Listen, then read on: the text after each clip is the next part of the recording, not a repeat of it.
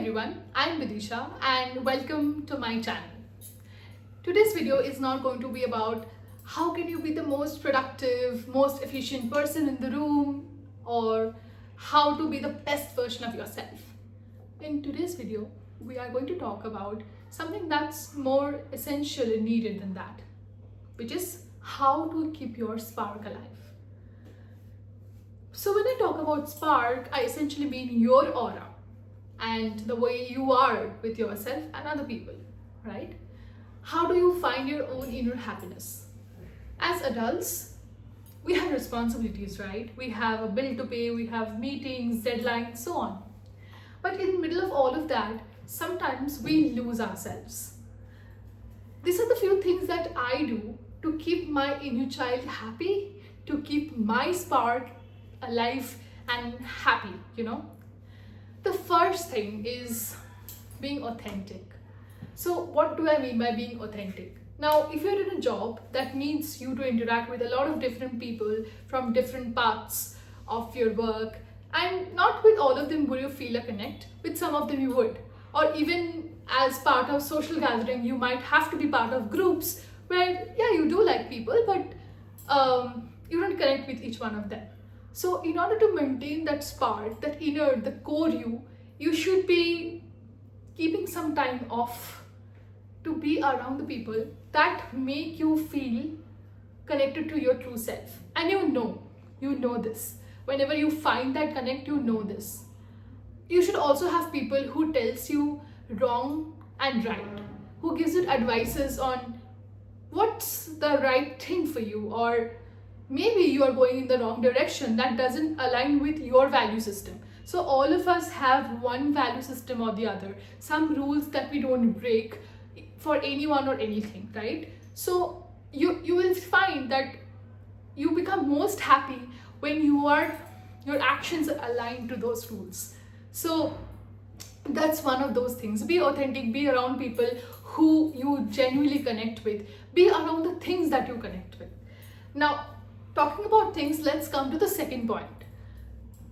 Keep doing the things that you love to do as a child. Oftentimes, whatever we enjoyed when we were children is embedded within us, and that's also our true core self. Not always, but sometimes. As we grow up as adults, there are other things that comes along the way.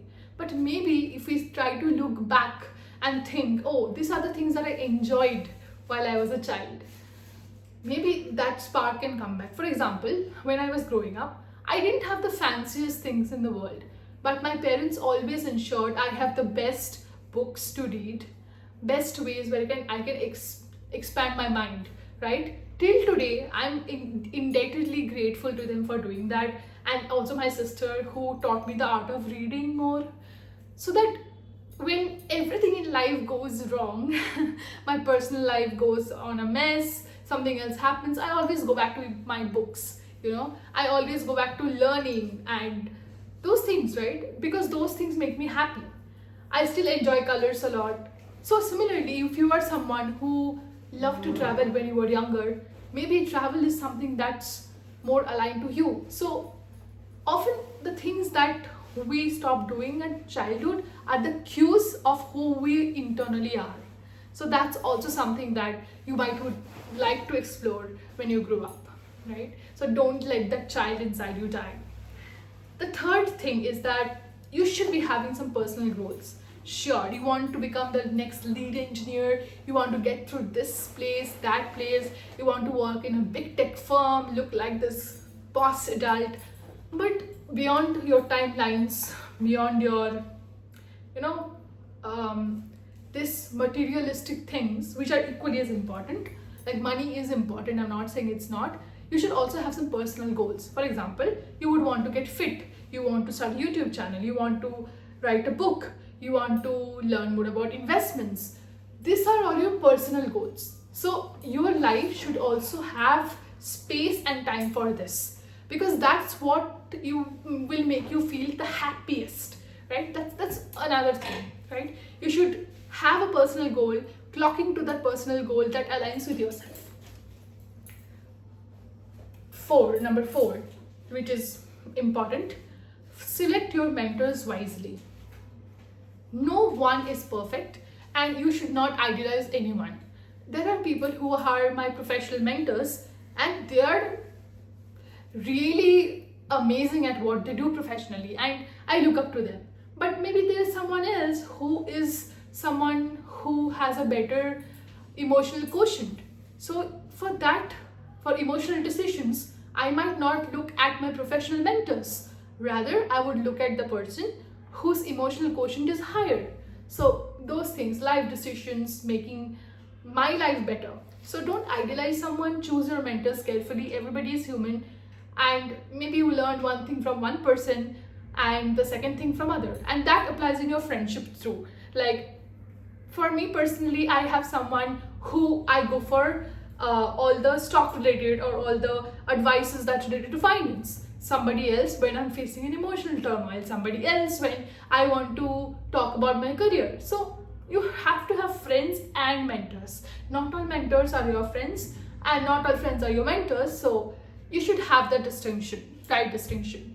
And a lot of people don't have that, so that's something to look for. Another thing is that listen to your heart. A lot of times what happens is that we think from our mind, which is great.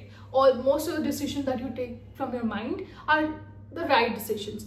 But sometimes in matters of the heart, you can take decision that is closer to your heart. So that's something that as well. It's not always, okay, let me give you an analogy. If you had all the money in the world, all the fame, but still you have a void inside your heart. At that time, even if you have money and fame and everything that the world is chasing after, you might not as well be happy. The richest people are not always the happiest. Money is important, but after some time, there are other things in life too. So that should also be prioritized. So some decisions you should be taking from your heart. Yeah. Another thing, the thing that I want to always follow in my life, and the thing that makes you happy, is also following whatever your heart says sometimes has a greater impact than what your mind says. Because if you do something really from the bottom of your heart, a lot of times it happens that you succeed. And I'm talking in terms of not just work, in terms of relationships, in terms of friendships, something that aligns with your heart. So it's important to listen to your heart as well. Last but not the least, self-respect and self-preservation. You have to have that thing that tells you, oh, this is my boundary. So that boundary setting is so very important. So there will be situations, personally there has been situations in my life where you want this job, you want this person, you want this validation, but maybe something is not aligning at the moment with you, right? Things are not falling into place.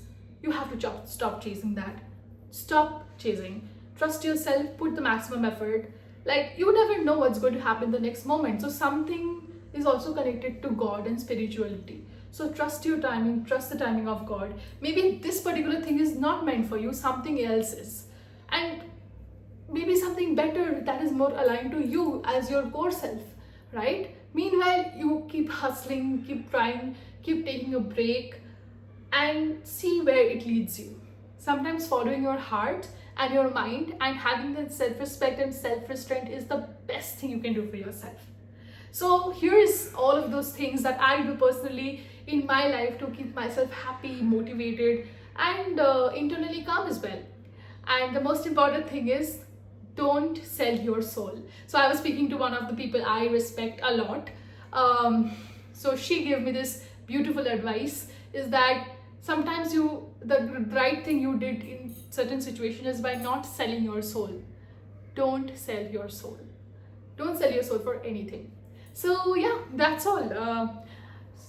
That's all for today. These are the few little things that I do to keep my life going and find my inner joy, inner child, and inner happiness.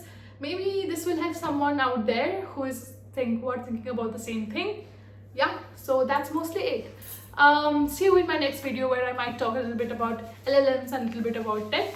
This was a fresh break from all of that. So yeah, see you again.